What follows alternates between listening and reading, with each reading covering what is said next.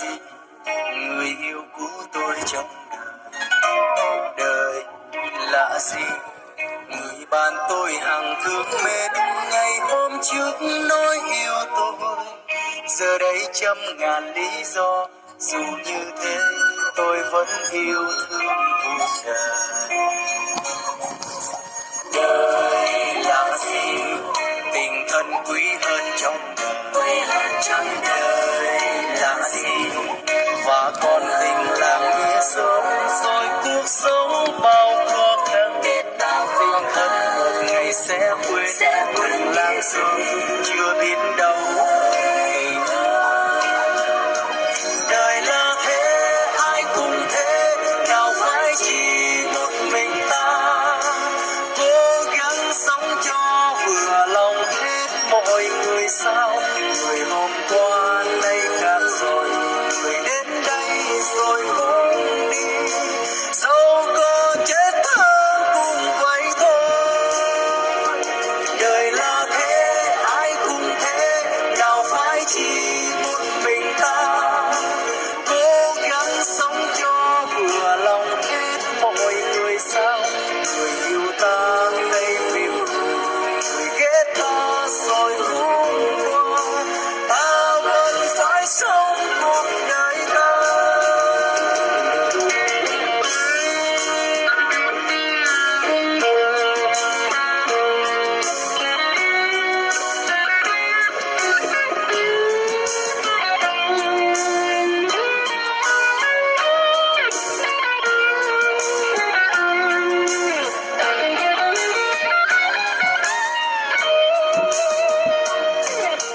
Đời là gì tình thân quý hơn trong đời là gì và còn tình là nghĩa sớm rồi cuộc sống bao khó khăn tình thân một ngày sẽ quên làng sớm chưa biết đâu tình thân. Đời là thế ai cũng thế nào phải chỉ một mình ta cố gắng sống cho vừa lòng hết mọi người sao người hôm qua nay khác rồi người đến đây rồi cũng đi dẫu có chết thơ cũng vậy thôi. Đời là thế ai cũng thế nào phải chỉ một mình ta cố gắng sống cho vừa lòng hết mọi người sao người yêu ta đây mỉm cười người ghét ta rồi cũng qua ta vẫn phải sống cuộc đời ta. Đời là thế ai cũng thế nào phải chỉ một mình ta cố gắng sống cho vừa lòng hết mọi người sao người hôm qua nay khác rồi người đến đây rồi cũng đi dẫu có chết thơ cũng vậy thôi. Đời là thế ai cũng thế nào phải chỉ một mình ta cố gắng sống cho vừa lòng hết mọi người sao người yêu ta hãy mỉm cười người ghét ta rồi cũng qua ta vẫn phải sống cuộc đời ta ta vẫn phải sống cuộc đời ta.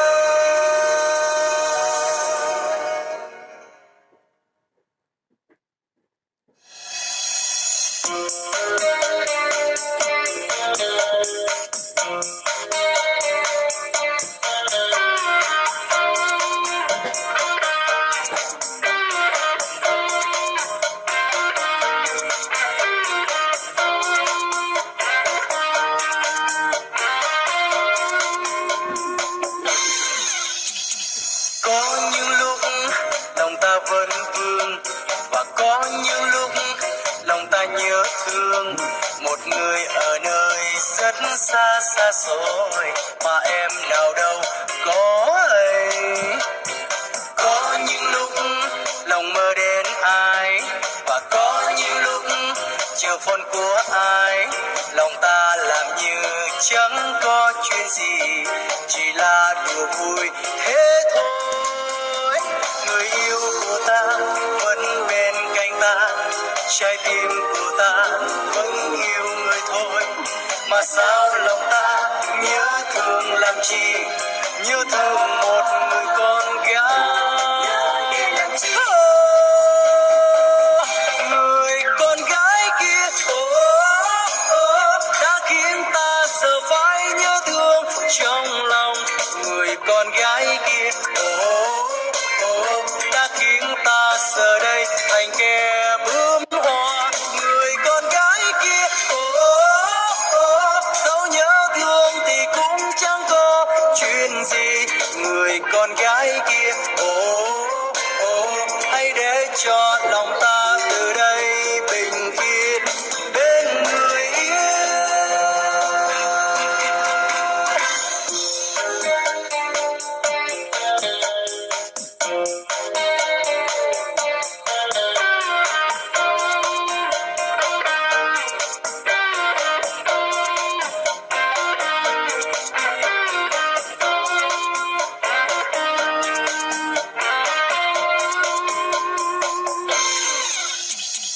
Có những lúc lòng ta vẫn vương, và có những lúc lòng ta nhớ thương một người ở nơi rất xa xa xôi mà em nào đâu có hay. Có những lúc lòng mơ đến ai, và có những lúc chiều phone của ai, lòng ta làm như chẳng có chuyện gì, chỉ là đùa vui thế thôi. Người yêu của ta vẫn bên cạnh ta, trái tim của ta vẫn yêu người thôi, mà sao lòng ta nhớ thương làm chi, nhớ thương một người con gái. Người con gái kia đã khiến ta giờ phải nhớ thương trong lòng. Người con gái kia đã khiến ta giờ đây thành kẻ bướm hoa. Người con gái kia dẫu nhớ thương thì cũng chẳng có chuyện gì. Người con gái kia hãy để cho lòng ta từ đây bình yên bên người yêu. Người con gái kia đã khiến ta giờ phải nhớ thương trong lòng. Người con gái kia đã khiến ta giờ đây thành kẻ bướm hoa. Người con gái kia dẫu nhớ thương thì cũng chẳng có chuyện gì. Người con gái kia hãy để cho lòng ta từ đây bình yên bên người yêu.